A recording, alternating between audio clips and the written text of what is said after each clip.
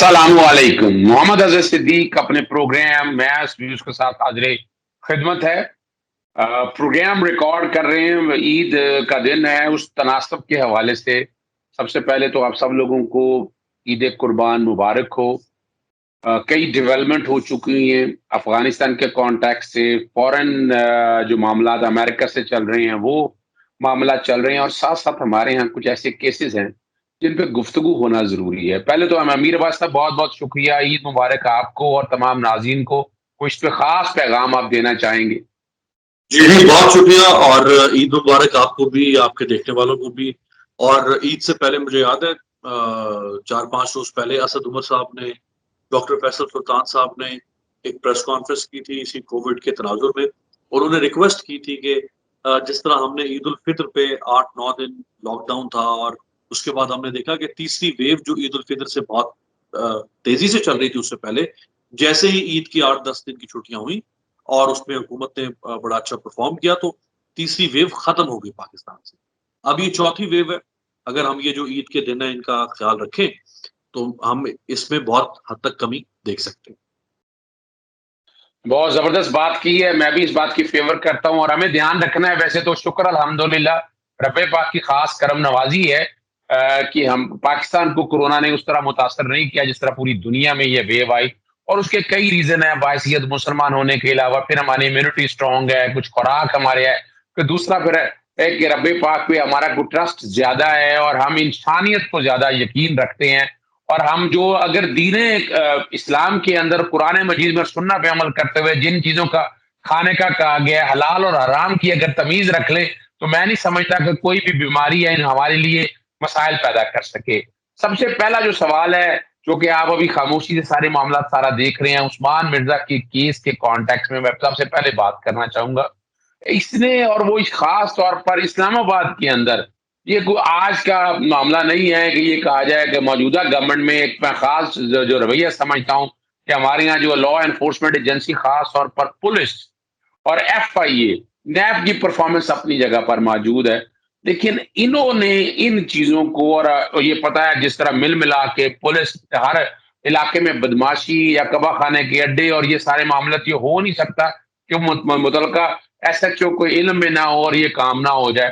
اور خاص طور پر پنجاب کے اندر جو میں دیکھ رہا ہوں یا آس پاس دیکھ رہا ہوں، کراچی اور ہر جگہ پولیس میں، یعنی یہ کوئی کہ عمران خان صاحب نے کوشش کی خیبر پختونخوا میں شاید حالات بہتر آ جائیں، لیکن عثمان بزدار کی موجودگی میں جو میں نے محسوس کیا ہے کہ بہت برا حال ہے.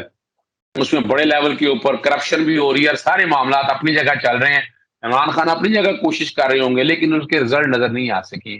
سب سے پہلے اپنا امیر بس صاحب آپ کیا کہیں گے؟ ذرا ہمارے ناظرین تو ذرا خوشی کے موڈ میں ہیں عید کے کانٹیکس میں، لیکن یہ باتیں ذرا بڑی ضروری ہیں ہمارے لیے کہ ہم معاشرے میں سدھار کیسے پیدا کریں. آپ کیا سمجھتے ہیں کہ اس کی what is the main reason کہ ہم ان چیزوں کو کنٹرول نہیں کر پائے؟ عمران خان کی جو گورنمنٹ تو پنجاب میں یا اسلام آباد میں ابھی آئی ہے اور یہ پرانی چیزیں چلی گئی ہیں، کیا ریزن ہے کہ یعنی اسلام آباد جیسے علاقے میں وہاں پولیس پہ، اسلام آباد پولیس میں جو بڑی ایک تھوڑی سی تعداد ہے، پورے پنجاب کی پولیس ہوتی تو بات اور تھی، لیکن اسلام آباد میں یہ واقع ہو رہے ہیں اور یہ کنٹرول نہیں ہو پا رہے. بہت اچھی بات ہے اظہر بھائی، آپ نے سوشل ایشو کو آج ٹچ کیا ہے. عید کا دن بھی ہے چونکہ، تو پالیٹکس پہ تو بات ہوتی ہے لیکن سوشل ایشوز پہ اوپر بات کرنا بہت ضروری ہے. اور آپ جیسے لوگ جو ہیں ان کو ہم کہنا چاہیے معاشرتی معالج، یعنی ڈاکٹرز آف سوسائٹی، کہ جو معاشرے کی بیماریوں کا علاج کرتے ہیں. تو ہم لوگ جو بات کرتے ہیں تو ہم ایک طرح سے اس کینسر کے معالج ہوتے ہیں. یہ آپ نے بڑا اہم عثمان مرزا کا معاملہ، اس کے علاوہ آپ دیکھ لیں گے ابھی عید سے کوئی ہفتہ بھر پہلے حافظ آباد میں معصوم بچیوں کے ساتھ کچھ اسی قسم کی صورتحال ہوئی. پورے پاکستان میں انسیکیورٹی ہے اس وقت، خواتین کے حوالے سے، بچوں کے حوالے سے. اور مجھے جو سب سے بڑی وجہ نظر آتی ہے وہ رول آف لا کا نہ ہونا ہے، لا اینڈ آرڈر کا نہ ہونا ہے. میں آپ کو اپنا ذاتی تجربہ بتا رہا ہوں، کوئی سنی سنائی بات نہیں، ذاتی تجربہ. کہ مجھے امریکہ میں ایک دفعہ میں میامی میں تھا، فلوریڈا کے شہر، اور میں جس جگہ ٹھہرا ہوا تھا وہ دراصل ایک شیئرڈ روم تھا اور اس میں دو لوگ ہم تھے اور ایک اور بیڈ تھا. تو ہمیں نہیں معلوم تھا کہ اس کے اوپر کون ٹھہرا ہوا ہے, یہ کس نے آکوپائی کیا ہوا یا نہیں. تو ہم چونکہ ٹریول کر کے آئے تھے اور ہم بہت تھکے ہوئے تھے تو ہم نے سوچا کہ پہلے آرام کرنا چاہیے پھر ہم گھومنے کے لیے نکلیں گے.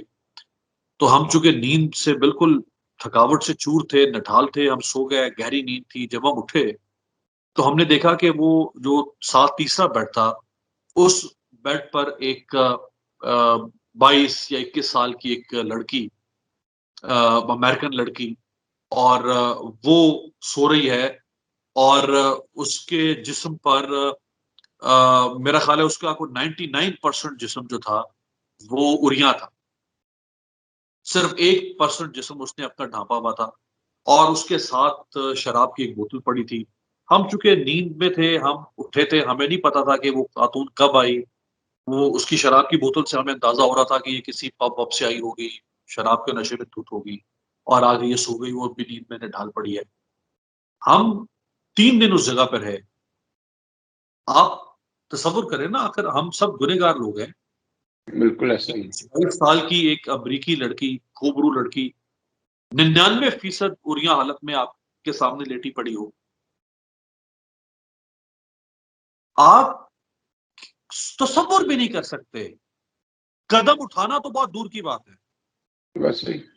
خدا نہ خواستہ کوئی حرکت کرنا تو بہت, آپ تصور نہیں کر سکتے کہ آپ اس عورت کو چھونے کی سوچ بھی آپ کے ذہن میں آئے. کیوں؟ کیونکہ رول آف لا ہے, اسٹیٹ کی رٹ ہے. اور اس لڑکی کو بھی اس بات کی کوئی فکر نہیں کہ وہ ایک کمرے میں ہے جس میں 2 اور مرد جو ایشین ہے, باہر سے آئے ہوئے ہیں, وہ ہیں, اور اس کو بھی کوئی خوف محسوس نہیں ہو رہا. کیوں؟ کیونکہ اس کو اپنی ریاست کا پتہ ہے کہ اس کی محافظ اس کی ریاست ہے. وہ چونکہ کوئی 8-10 لڑکے لڑکیوں کا گروپ تھا جو کہ مختلف کمروں میں ٹھہرے ہوئے تھے, 2-2, 3-3, 4. اسی گروپ کی وہ ایک لڑکی ہمارے اس میں. میں اس دن اظہر بھائی مجھے احساس ہوا کہ ریاست کسے کہتے ہیں. ہم سارا دن اسٹیٹ کو ڈسکس کر رہے ہوتے ہیں نا, اسٹیٹ افیئرس کو. بالکل ایسا ہی. مجھے اس دن احساس ہوا کہ سب بکواس ہے. یہ ہے اسٹیٹ, یہ ہے اسٹیٹ جو پراپرٹی آف, جو آپ کی protection of life and property, جو آپ کا فنڈامنٹل رائٹ ہے جس کو انشور کرتی ہے. آپ کے ملک میں دیکھیے ایک بچہ بچی ایک کمرے میں ہے اور وہ ایک گماشتہ آتا ہے, وہ وہاں آ کے, خیر ہمارے یہاں اخلاقی برائیاں جو اپنی جگہ پہ ہیں اس کے اوپر بھی ہاں بات ہوتی بالکل. ہے کہ ہم نے کس قسم کا معاشرہ جو ہے وہ تخلیق کر دیا ہے کہ اس میں اخلاقی برائیاں بہت زیادہ پھیل رہی ہیں, بے-رحمی پھیل رہی ہے, جنسی بے-رحمی پھیل رہی ہے, غیر فطری تعلقات بن رہے ہیں, غیر ازدواجی تعلقات بن رہے ہیں, جس کے اوپر عمران خان خود کئی دفعہ بات کر چکے ہیں. اچھا وہ اس پہ بھی بات کرتے ہیں تو بھی یہ لبرل طبقہ ان کے پیچھے پڑ جاتا ہے کہ ہاں تو نے یہ بات کی کیوں ہے بھائی, تو کون ہوتا ہے ہمیں کہنے والا کہ جی اس طرح کے کپڑے پہنو, ایسے کپڑے نہ پہنو. تو ان ایشوز پر بھی بات ہونی چاہیے کہ یہ جو ہمارے نوجوانوں کے اندر جس قسم کے مسائل پیدا ہو رہے ہیں, لیکن کیسے کسی شخص کو یہ جرت ہو سکتی ہے کہ وہ ایک لڑکی اور لڑکے کو, اور چونکہ میں اس کیس کو بڑا کلوزلی آبزرو کر رہا ہوں, 2.5 گھنٹے کی مووی ہے حضرت صاحب, 2.5 گھنٹے کی. یعنی آپ دیکھیں, تصور کریں ذرا کہ 2.5 گھنٹے وہ لڑکا اور لڑکی وہ ان 14 بدماشوں کے نرغے میں رہے ہوں. 2.5 گھنٹے کیا نفسیاتی جسمانی دباؤ سے وہ گزرے ہوں گے ان 2.5 گھنٹوں, 14 بدماشوں کے نرغے میں.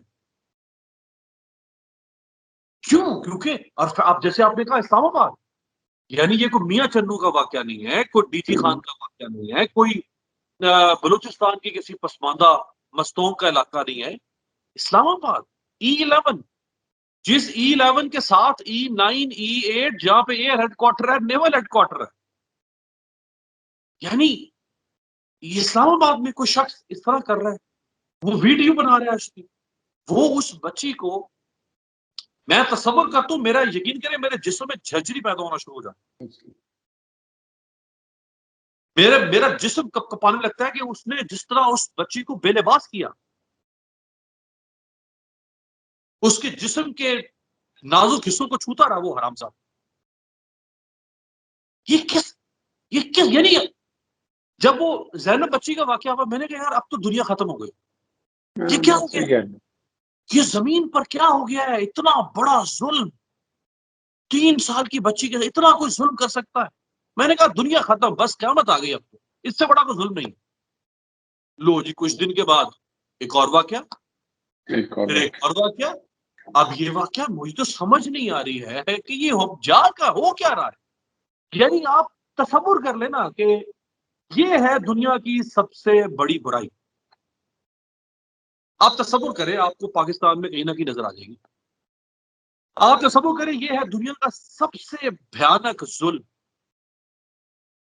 جہاں اس ملک میں تو باپ بچی کے ساتھ، یعنی میں کہہ رہا ہوں نا جو آپ امیجن کریں گے نا کہ یار اس سے بڑا کوئی ظلم ہو نہیں سکتا اللہ کی زمین پہ، وہ یہاں ہو رہا ہے. کیوں؟ کیونکہ آپ نے ایک تو نیشن بلڈنگ نہیں کی، قوم نہیں بنائی. آپ نے اس ملک میں ایک ہے کنٹری بلڈنگ، ایک ہے نیشن بلڈنگ. یہ فرق پتہ چلنا چاہیے آپ کے دیکھنے والے. کنٹری بلڈنگ کسے کہتے ہیں؟ میرے پاس ایئرپورٹس بن جائے، میرے پاس نیو یارک کی طرح کی اسکائی اسکیپرز، میرے پاس ڈزنی ورلڈ بن جائے، میرے پاس کوئی ہیری پوٹر اسٹوڈیو بن جائے، میرے پاس بڑی بڑی موٹر ویز. یہ کنٹری بلڈنگ. نیشن بلڈنگ کیا؟ میں انسان کا پتر بن جاؤں، میرے اندر اخلاقیات موریلٹی جو ہم سوشل ایشوز کی بات، اور یہ دین اسلام کی بیس ہے، یہ دین اسلام کی بیس ہے. ایگزیکٹلی. تو اللہ تعالیٰ نے کیوں اپنے پیغمبر مبعوث کیے؟ ہمیں انسان بنانے کے لیے، ہمیں انسان بنانے کے لیے. تو اس ملک میں انفارچونیٹلی نہ تو کنٹری بلڈنگ ہو سکی نہ نیشن بلڈنگ ہو سکی. اور آج ہم اسی کا یہ معاشرے میں پھیلتی ہوئے مسائل، پیرا روی، ان کو دیکھ رہے ہیں. میرا خیال ہے یہ آپ نے بڑا اچھا کیا اس ٹاپک کو، اور اس کو ہمیں ایسے ٹاپکس کو بار بار اٹھانا چاہیے تاکہ یہ جو اس ملک میں سوچنے والے لوگ ہیں وہ سوچنے پر مجبور ہوں کہ ہمیں نیشن بلڈنگ کی طرف جانا پڑے گا. اور میں تو بلکہ ریکویسٹ کروں گا ایک پلیٹ فارم سے آپ کے عمران خان صاحب سے، اور میں کئی جگہوں پہ یہ کہہ چکا ہوں کہ خدا کے لیے ایک مضمون بنائیں، جیسے ریاضی ہے، معاشرتی علوم ہے، فزکس ہے، کیمسٹری ہے. ایک مضمون بنائیں، اس مضمون کا نام لکھیں، اس مضمون کا نام ہو نیشن بلڈنگ. وہ مضمون پڑھانا شروع کریں کے جی نرسری سے بچوں کو. جیسے اسلام میں آتا ہے نا، وہ آہستہ آہستہ اپ گریڈ ہوتی مشکل، اور اس میں پھر قرآن اور حدیث اور باقی چیزیں ہیں. فزکس ہے وہ مشکل ہوتی جائے گی، کیمسٹری ہے اس میں نئے چیپٹر شامل ہوتے جاتے ہیں. اسی طرح نیشن بلڈنگ کا ایک مضمون بنائے عمران خان صاحب. ہمیں قوم چاہیے سب سے پہلے. آپ دیکھیں، بٹھائیں اس ملک کے سوشولوجسٹ کو بٹھائیں، سائیکیٹرسٹ کو بٹھائیں، لائرز کو بٹھائیں، میڈیا کو بٹھائیں، پولیٹیشنز کو بٹھائیں. سوچیں کہ ہمیں یہ موبائل ہے میرے ہاتھ میں، یہ آئی فون جس بندے نے ایجاد کیا تھا، اس سے پہلے نوکیا، موٹرولا، ہم وہ موبائل استعمال کیا کرتے تھے. یہ شخص آیا، اس نے موبائل جنریشن چینج کر دیا. آئی فون اس نے جنریشن چینج کر دی. بالکل ایسا. بلیک بیری آیا، بلیک بیری نے چینج کیا، پھر یہ آئی فون آیا، انہوں نے آیا، پھر اینڈرائڈ فون کی ایک شکل نئی، بالکل نئی روپ اور دہج آئی. کسی نے سوچا بھی نہیں تھا کہ آپ ویڈیو پہ، یعنی مجھے یاد ہے این ای سی کا فون نیا نیا آیا اور اپنا ویڈیو کالنگ بھی، میں نے کہا یہ کیسے پاسبل ہو سکے گا، لیکن ود پیسج آف ٹائم ہو گیا. آپ دیکھ رہے ہیں سب چیزوں کو. اچھا یہاں میں ایک اور میں بات ایڈ کرنا چاہ رہا ہوں امیر بات. دیکھیے ایک طرف تو یہ بڑا، اور عمران خان ریاست مدینہ کا جو نعرہ لے کر چل رہے ہیں اس کو لیکن دوسری طرف ہم دیکھیں کہ ان کے اندر بھی ایسے لوگ موجود ہیں، وہ شیریں مزاری کی شکل میں موجود ہیں، یا ان کی بیٹی جب اپنا ایمان مزاری کے حوالہ، وہ اپنا نیشنل ابھی ریسنٹلی جو قانون آیا وہ بل کی شکل میں، ٹھیک ہے اسلامی نظریاتی کونسل میں چلا گیا، تو اس طرف تو ہم خود کوئی آزادی دینے، یعنی وہ قانون جو ہے وہ اسلامی نظریات کے خلاف، وہ ٹھیک ہے آپ کو آزادی، مجھے اچھی طرح یاد ہے ہمارے بڑے کہا کرتے تھے بچوں کو آزادی تو دی ہے پر لگامے ہاتھ میں.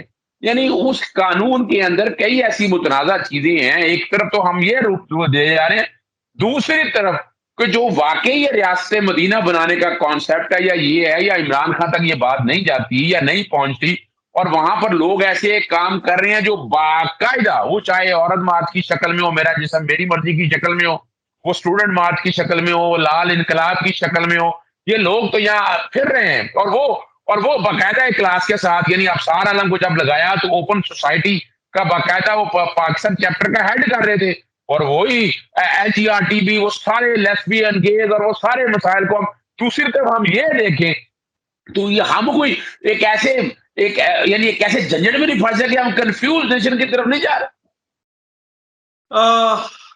بڑا آپ نے جو ہے نا وہ میرے دل کے تار چھیڑ دیے ہیں. دیکھیں میرا خیال ہے کہ اس ملک میں، دیکھیں یہ ملک صرف ان لوگوں کا نہیں ہے جن کا آپ نے نام لیا، ایمان مزاری یا ابصار عالم یا اور چند لوگ.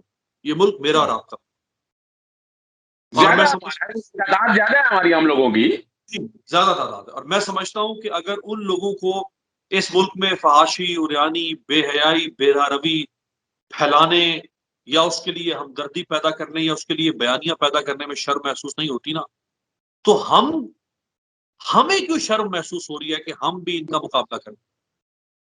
ہم کیوں ہچکچا رہے ہیں بات کرتے ہوئے؟ ہم بے حیائی کے خلاف ہی بات کر رہے ہیں نا. اگر ان کو بے حیائی کے حق میں بات کرتے شرم نہیں آ رہی تو ہمیں اس کے خلاف بات کرتے شرم کیوں آئے؟ بہت زبردست بات کہی آپ. ہمیں ان کا مقابلہ کرنا ہوگا ہم ٹھوک کے. یہ ملک ہمارا بھی ہے، جمہوریت ہے نا، ہماری بھی رائے ہے. اگر آپ اس ملک کو بیرا روی کی طرف جاتے دیکھنا چاہتے ہیں، اگر آپ اس ملک کو شترے بے مہار کرنا چاہتے ہیں، تو ہم اس ملک کو مہار ڈالنا چاہتے ہیں. ہم نہیں کرنے دیں گے آپ کو یہ کام، اور ہمیں یہ کہنا ہوگا، آپ کھل ڈنکے کی چوٹ پر کہنا ہوگا. میں جب یہ پچھلے دنوں معاملہ پھر شروع ہوا تھا، یہی لبرلز نے شروع کر دیا معاملہ، تو میں نے دیکھا کہ بہت سارے لوگ بلا وجہ جو ہے نا وہ ہچکچاہٹ کا مظاہرہ کر رہے ہیں، کھل کے بات نہیں کر رہے. میں نے ان کو تھپکی دی، میں نے کہا کر کیوں نہیں ہو بھائی؟ جب ان کو غلاظت بکتے ہوئے شرم محسوس نہیں ہو رہی ہے، آپ کو حیا کی بات کرتے ہوئے شرم محسوس ہو رہی ہے؟ بالکل بالکل. حیا جو ہے ہمارے ایمان کا حصہ ہے، دیکھے، اور ویسے بھی حیا اور صفائی یہ دیکھنے دوسرے کے ساتھ لازم ملزوم ہے، اور ایسی کوئی بات نہیں ہے. پوری دنیا میں وہ لوگ وہاں جا کر واپس آ رہے ہیں، انہیں اب لباس کی اہمیت کا، تمیزداری کا احساس انہیں اب ہو رہا ہے کہ معاشرہ اسی طرح بنتا ہے. جو آپ نے لفظ استعمال کیا، نیشن بلڈنگ اسی طرح ہی ہوگی. یعنی جو ہمارے آئین میں پاکستان نے جو سوشل کانٹریکٹ دیا ہے، اس کے فنڈامنٹل رائٹس اٹھا کر دیکھ لیں، پرنسپل آف پالیسی اٹھا کر دیکھ لیں، آرٹیکل 227 دیکھ لیں، جو کہتا ہے دین اسلام کو سامنے رکھ کے. اور یہ بھی بڑی مزیدار بات ہے کہ 1450 سال پہلے جو قرآن مجید آیا، جو پرنسپل طے کر دیا، آج کے لاکھوں سال بعد بھی پرنسپل وہی رہ رہے ہیں. آپ جتنا مرضی ایڈوانس ہو جائیں، جتنا مرضی آگے چلے جائیں، فرق صرف اتنا ہے کہ جو ہمارے جو لیڈرز ہیں، پولیٹیکل لیڈرشپ جو ہے نا، ان کو سمجھ آنے کی ضرورت ہے کہ ہم نے، وہ ہمارے علماء نے، مولانا فضل الرحمان جیسے لوگوں نے وہ سیاست کے میں آ کر گند ڈال دیا. اگر وہ سیاست اور یہ مذہب کو اس طریقے سے آئینہ بڑے طریقے سے لے کر چلتے تو شاید ایسا گند نہ ہو سکتا، اور یہ ان کو کھلی آزادی نہ مل سکتی.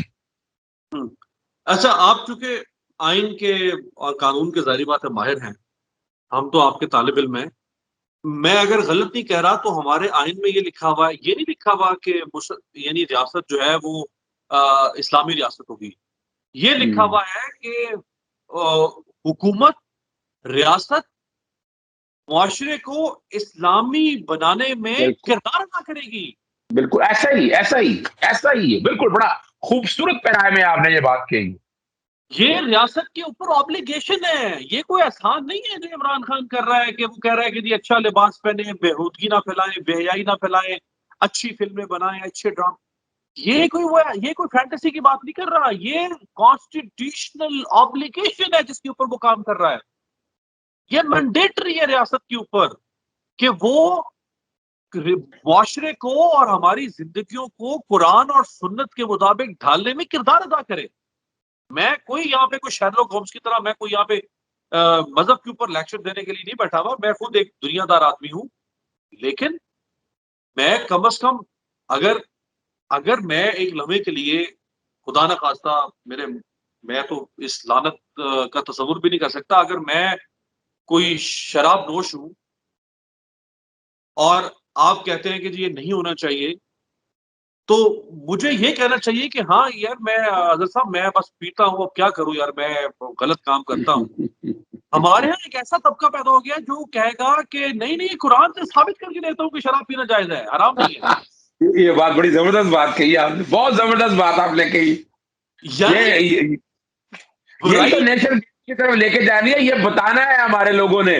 لیکن ہمارے یہاں سوال یہ ہے کہ وہ ہر چیز سے توضیح نکال کے رائے فرار لگا کے اور کہہ رہے ہیں کہ وہ تو بات, یعنی اس کو موم کی طرح اپنی طرف روڑنے کی کوشش یہ عام ہے. اور ہمارے ہاں چونکہ وجہ ہے کہ سیاست میں گند اتنا ہو گیا ہے کہ وہ جو صحیح چہرے ہیں وہ یہ بات بھی نہیں کر پاتے. یہ افسوس کا مقام ہے. دیکھیے اسے کہتے ہیں عذر گناہ بدتر از گناہ. اگر میں غلط کام کرتا ہوں اخلاقی لحاظ سے, قانونی لحاظ سے, مذہبی لحاظ سے, کسی بھی لحاظ سے, تو میرے اندر یہ اسپرٹ ہونی چاہیے کہ میں اس کا اعتراف کروں کہ یار میں یہ غلط کام کرتا ہوں, پلیز آپ نہ کیجیے. بالکل جو نیشن بلڈنگ کی میں نے بات کری, ہمارے ہاں کیا ہوتا ہے کہ میں غلط کام کر رہا ہوں, میں اس کا دفاع کرتا ہوں کہ نہیں آتے بالکل ٹھیک ہے پہل تسی غلط کر رہے ہو, میں غلط نہیں کر رہا. بالکل ایسا ہی. میں قرآن حدیث آیتیں اپنے گھڑ کے اپنے اس غلط کام کو صحیح ثابت کرنے پہ لگ جاؤں گا. تو ہم نے ایک ایسا معاشرہ جو ہے وہ تشکیل دے دیا ہے, اور میں سمجھتا ہوں کہ لوگ اس کو سوشل ایشو کے طور پہ دیکھتے ہیں, میں اس کو سوشو پولیٹیکل ایشو کے طور پہ دیکھتا ہوں. یہ صرف سوشل ایشو نہیں, یہ سوشو پولیٹیکل اس طرح سے ہے کہ میرے جو میں ڈیفائن کرتا ہوں لیڈرشپ کو, لوگوں کے ذہن میں اپنی اپنی ڈیفینیشن, لیکن میں ڈیفائن کرتا ہوں لیڈرشپ کو کہ جو لیڈر ہوتا ہے وہ مائی باپ کی طرح ہوتا ہے. قوم جیسے ماں اپنے بچے کو انگلی پکڑ کر چلنا سکھاتی ہے, ماں اس کو چمچ پکڑنا سکھاتی ہے, ماں اس کو کہتی ہے دائیں ہاتھ سے کھانا ہے بائیں ہاتھ سے نہیں کھانا. اسی طرح سے جو لیڈر ہوتا ہے قوم کو وہ انگلی پکڑ کر چلنا سکھاتا ہے, وہ مائی باپ کی طرح ہوتا ہے. ہمارے ہاں اگر عمران خان بات کر رہا ہے کہ جی یہ مورل ایولز ہیں, ان کے اوپر نہیں جانا چاہیے, اس کو روکنا چاہیے, تو کہتے ہیں کہ جی ہم پہ مورل پولیسنگ کر رہا ہے. یہ کون ہوتا ہے یہ بات کرنے والا؟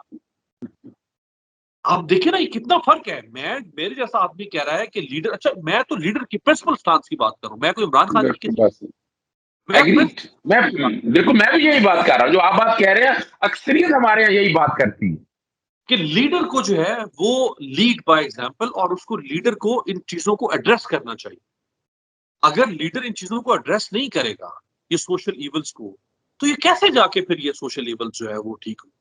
اب حضور صلی اللہ علیہ وسلم جو ہے وہ سوشو پولیٹیکل لیڈر تھے, وہ سوشو ریلیجس لیڈر تھے, وہ ریلیجس اور پولیٹیکل لیڈر تھے. انہوں نے ہر ڈومین میں لوگوں کو راستہ دکھایا, ہر ڈومین میں انہوں نے. ہم نے ان کو صرف اور صرف لے لیا ہوا ہے کہ جی وہ اللہ کے ایک نبی ہے, ان کو بھیجا گیا, آخری نبی ہے, رحمت اللہ علیہ, انہوں نے ہمیں نماز سکھائی, روزہ سکھایا. ہم نے صرف ان کو حضور صلی اللہ علیہ وسلم کی ذات کو ہم لیڈرشپ کے طور پر تو لیتے ہی نہیں ہیں. بات صحیح. ہم تو ان کو صرف کنفائن کر دیا ایک خاص دائرے کے اندر. تو ہم نے تو دیکھنا ہے کہ وہ بھائی وہ پولیٹیشین بھی تھے, وہ سوشیولوجسٹ بھی تھے, وہ سائیکیٹرک بھی تھے, وہ سائیکالوجسٹ بھی تھے. وہ یہ ایک لیڈر کے اندر یہ وصف ہونا چاہیے. اگر اس کے اندر ہوگا تو پھر یہ سوشل ایشوز جو ہیں جس پہ ہم بات کر رہے ہیں, پھر وہ ان کو اچھی طرح سے لیڈر کا ہاتھ, یہ میری نبض ہے نا, لیڈر کا ہاتھ ایسے ہماری نبض پہ ہونا چاہیے جیسے طبیب کا ہاتھ ایسا ہی, اور نبض سے اندازہ لگا لے کہ مریض کو کیا بیماری ہے. یہ ہوتا ہے لیڈر.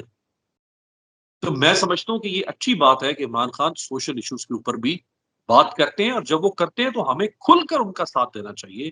اگر یہ بات اگر نواز شریف کرے میں ان کا بھی کھل کے ساتھ دوں گا اگر وہ, لیکن ماشاءاللہ انہوں نے کتنی گل کی تھی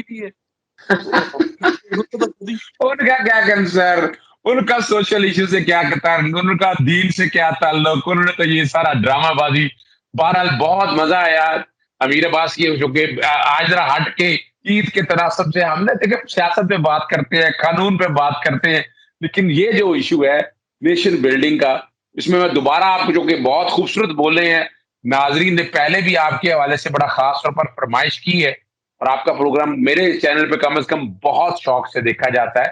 اس سوشل ایشو کا ایک دوسرا پارٹ ہم دوبارہ کریں گے، پروگرام لمبا ہو گیا ہے، اجازت چاہیں گے۔ السلام علیکم، اللہ حافظ، پاکستان زندہ باد اور عید مبارک۔